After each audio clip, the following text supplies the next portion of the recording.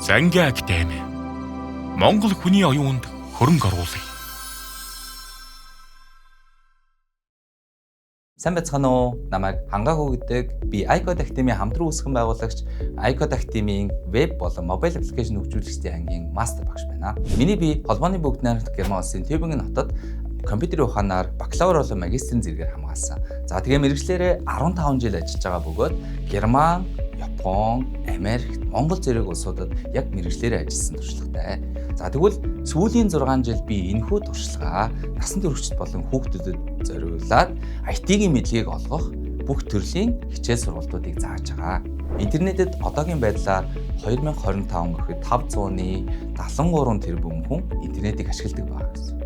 За тэгвэл энэ маань ойролцоогоо дэлхийн хүн амын 60% гэж ойлгож байна. Та бүхэн интернетийг ашиглахдаа ихэнхдээ YouTube, Facebook, Messenger, WhatsApp гээд энэхүү аппликейшнийг л ерөнхийдөө ашигладаг байна. За тэгвэл та бүхэн ардталт нь яг юу болдог вэ гэдгийг асууж үзнэ. За тэгвэл энэхүү хичээлээр та бүхэн веб хөгжүүлэлтийн HTML, CSS, JavaScript гэдэг энэ 3 хэлийг ашиглаад яаж бие тэгвэл энэ аппликейшнууд шиг, веб аппликейшнууд шиг аппликейшн хийж сурах вэ гэдэг үндсийг сурах юм аа. За ингээд хичээлд орцгоё. Зангийн академи. Монгол хүний оюунд хөрөнгө оруулъя.